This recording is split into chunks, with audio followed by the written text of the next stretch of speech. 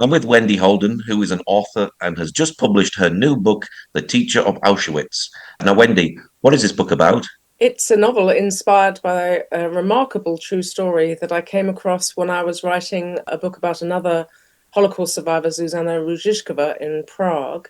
She had survived 3 camps with her mother and went through some terrible experiences and was obviously very emotional as she recounted them to me. But when she started to speak about this young man, Freddie Hirsch, who she'd first met in a ghetto in Czechoslovakia called Terezin, Theresienstadt, the Germans called it, and later followed to Auschwitz-Birkenau.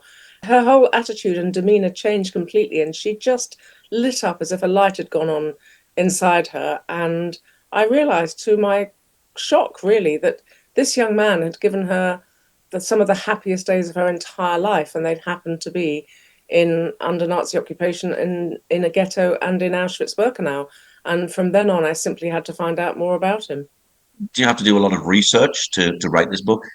Yes, I did. Well, I have written several books about the Holocaust, so to a little certain extent, I'm kind of plagiarizing my own brain, in as much as I've been to many of the camps and I've got good connections with the archivists and I know where to look in the archives and on the Shoah Foundation videos for testimonies relating to whatever it is I'm writing about. I'm a fellow of the Royal Historical Society, so it's very important to me to be completely accurate and get my facts straight.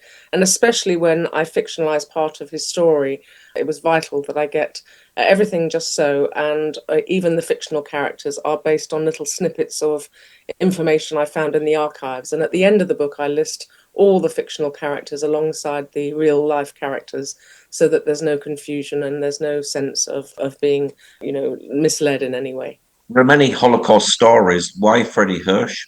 Because I'm always looking for the humanity in the inhumanity, Paul. I was a foreign and war correspondent for a time for the Daily Telegraph. I was a journalist for 18 years. My father fought the Japanese in Burma, and I have to tell you, was a devout Christian, Church of England. My mother, also Church of England, had lived through the London Blitz, and she lost her fiance, aged 18, parachuting into Holland.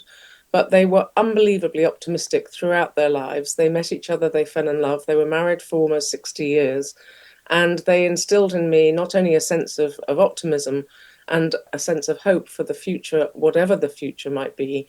They also instilled in me the need and the desire to search for the good news stories, to search for the stories about people who refused to be bystanders to hate and who would step up whenever they could to help the underdog. And Freddie Hirsch is totally one of those people. Who was Freddie Hirsch? Tell us a bit about his story. Yes, he was a young man who was born in Aachen, Germany, son of a butcher who died when he was 10, which was devastating for him. He didn't get on so well with his mother, who remarried very quickly, and he fought solace in the great outdoors, in nature, in his faith, and in the Jewish Scouts. He became a natural leader to younger scouts. He didn't expect that, but he was. They looked up to him. He was beautiful to look at. He had great athleticism. He had hopes of becoming an Olympian one day, all of which, of course, was dashed by Hitler and the rise of the Nazis. But even under Nazi occupation, he then fled to Czechoslovakia, where he thought that was far enough to be safe, and it wasn't.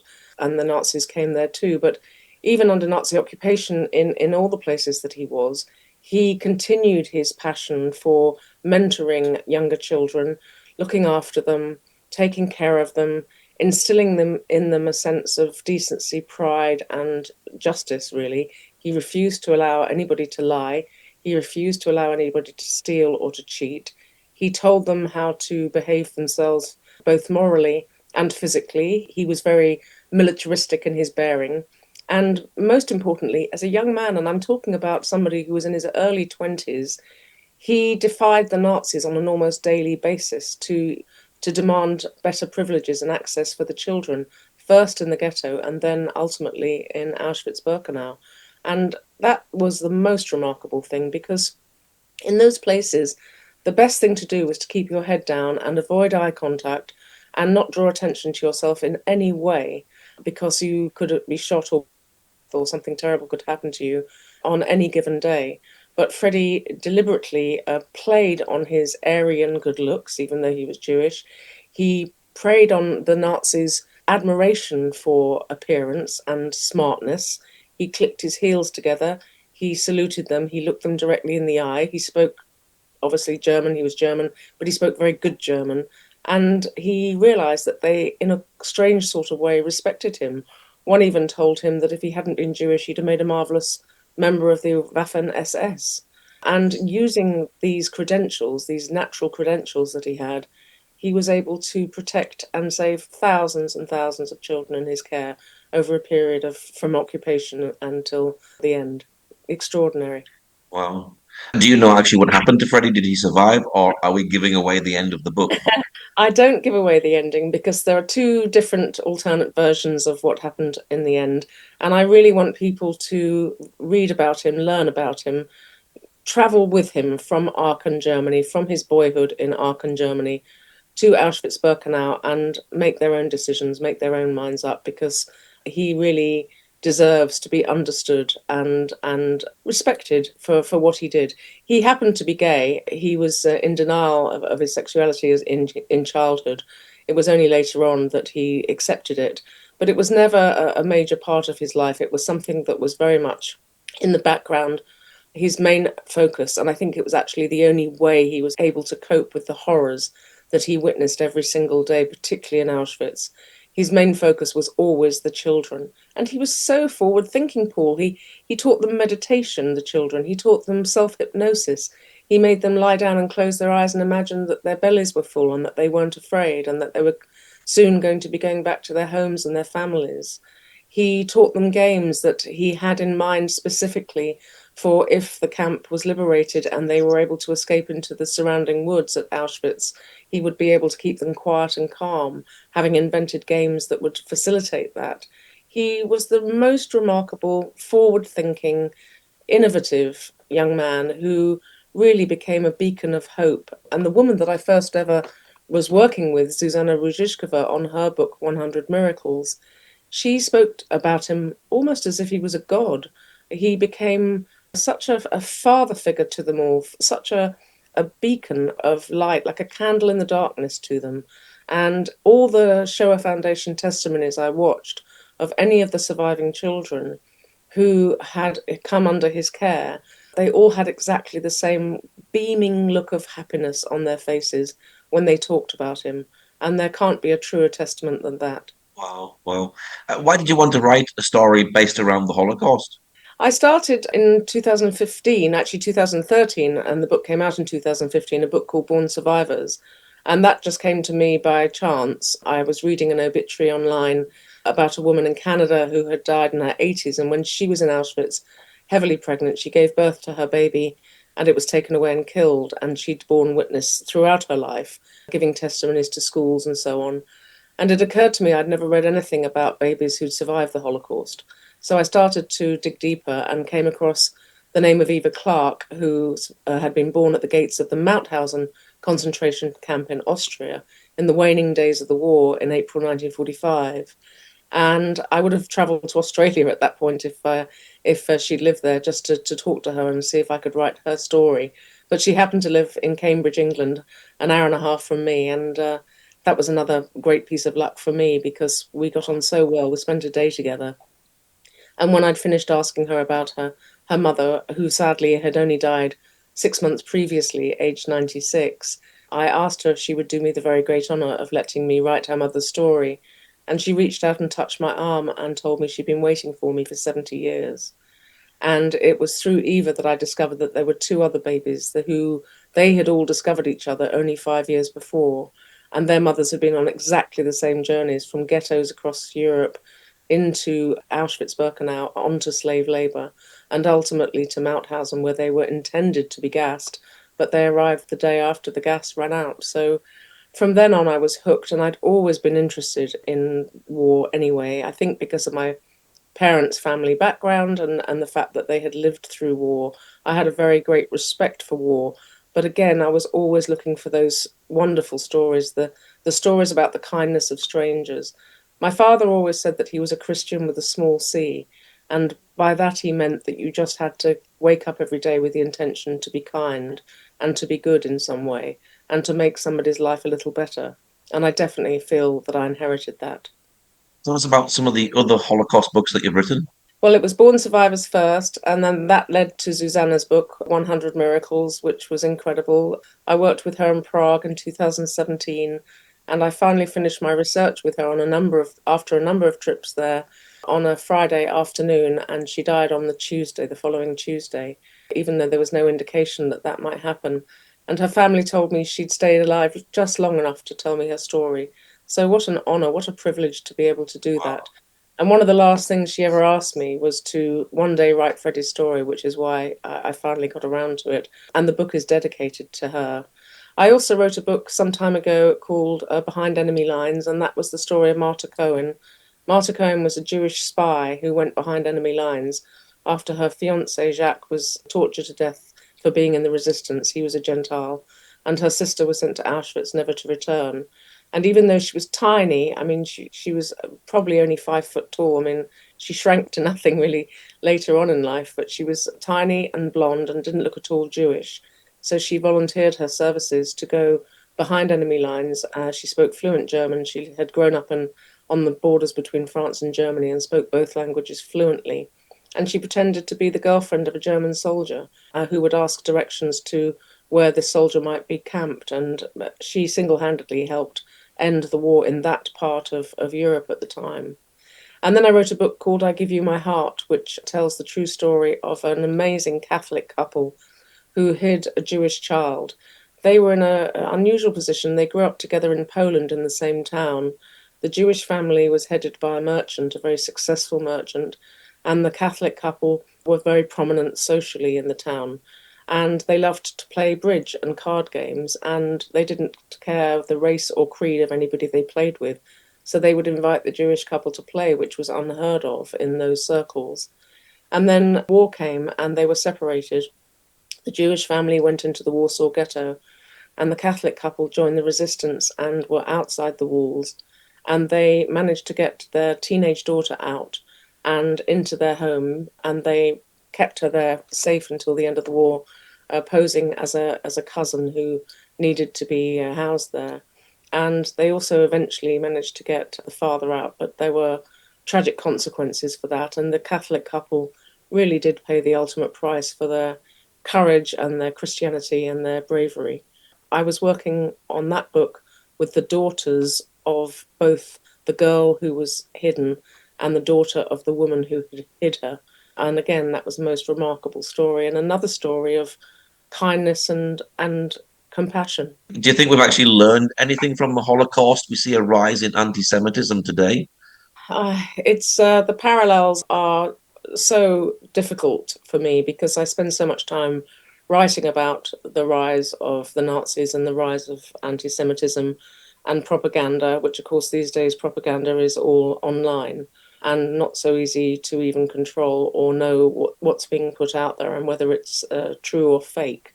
I can remember when last time I saw Susanna, asked her that question because there were nationalist tendencies rising in Europe even then, and she was concerned about them. And she told me that she believed that history was repeating itself with dreadful symmetry. And it was such a powerful expression, that dreadful symmetry. And I feel that there is a great deal of dreadful symmetry going on around the world. But as an optimist and as a Christian, I believe very firmly in the goodness in people and that we are more good than evil and that ultimately goodness will prevail. And some may think that's a naive view in the current world circumstances, but I truly and firmly believe that this will happen. And I think and I feel that my books may contribute to the goodness rising even further and people being inspired. I spend a lot of time talking in schools and trying to instill in children compassion and tolerance and a respect for difference. And I tell them the stories, and sometimes I travel with any one or all three of the three miracle babies from Born Survivors who were all 80 in April and are in excellent health. And for them to sit and listen to those stories and to see in the flesh somebody that Hitler intended to kill, all of whom went on to lead fulfilling and satisfying lives and had children and grandchildren, is such a powerful thing. I really almost don't need to be there. I really just need to tell the story and leave them to witness that person's life and celebrate that person's life and realize that we are all of us entitled to freedom and a peaceful way of life. Today, The Teacher of Auschwitz is a bestseller. Have you been busy promoting this book? Yes, I have it. It came out in the UK in January when I launched it in London, and it's now going to be published in 27 countries this year. I've just come back from Austria, where I was invited back by the Viennese government, and I'm next week going to America to launch it in America. It's going to be launched on June 19 at the Illinois Holocaust Museum, and then I've got events in Connecticut and in New York. And then when I come back, it's being published in paperback in the UK. So I've got a whole autumn of literary festivals here as well. So I'm really so glad and so grateful that people have embraced it as much as they have. And the nicest thing for me was that I discovered, because I didn't say, Freddie, when he got to Auschwitz, he set up a children's block in Auschwitz, which was an unbelievable thing in the shadow of the chimneys and the shadow of the smokestacks. He had children dancing and singing and reciting poetry and learning by rote from teachers who came in and told them information and history through storytelling. He had the walls painted with Disney characters. And even the SS officers used to wander in and bring sweets for the children and sit with them and watch their little musical shows that they put on, because they found this place so moving and a respite from everything that was going on outside, and the parallels of what they were doing outside and then coming in and playing with children are just too horrific to think about. And Freddie had to swallow his revulsion because he had to deal with these Nazis every day to get what he wanted for the children. So yes, it's extraordinary to be able to go around the world and talk about these stories and have people see what happened there. But I discovered that the last living survivor of the children's block is living in Israel, actually. She's named Dieter Kraus. And there was a book about her made, a novel called The Librarian of Auschwitz, because in that children's block, she was one of the children who was asked to look after the few books that they had. I think there was something like 6 books only, and they were very strange books because it was just what was able to be taken from the luggage of those who were gassed. So there was a book about the psychoanalysis of Freud, and there was a geographical atlas and so on. But she's still alive, and I sent her the manuscript with great trepidation, not knowing whether or not she would like it and fearing that she might not. And she was absolutely marvelous. She read it very quickly, and she came back to me and said that it was the closest possible narrative a person who did not experience those times herself could have written. This book will do justice to Freddie and all those victims and should be published in several countries. And I think that I burst into tears when I got that, because I was so touched and so pleased that she had felt that way about the book, and she was so grateful, like Susanna, that would have been, that Freddie's story was finally told. What is your hope for the book? My hope for the book is that it continues to be read. Born Survivors is still being read very widely. It's still in print all over the world. I get wonderful messages from people. It's been adopted into the school's curriculum in several countries. I would love it if Freddie's story was as well. People can't identify with 6 million, but they can identify with either 3 young mothers or a brave young man who really decided that he was going to do something positive in such a negative, horrible place. So that would be wonderful. It would be wonderful if it was made into a film, of course. You know, that's always a hope for any author. So I will continue to talk about all of these books as much as I can. As long as I have breath, I will speak for the voices of the voiceless. Mm. And what's your website for people who'd like to know more about other books you've written as well? Yes, it's wendyholden.com.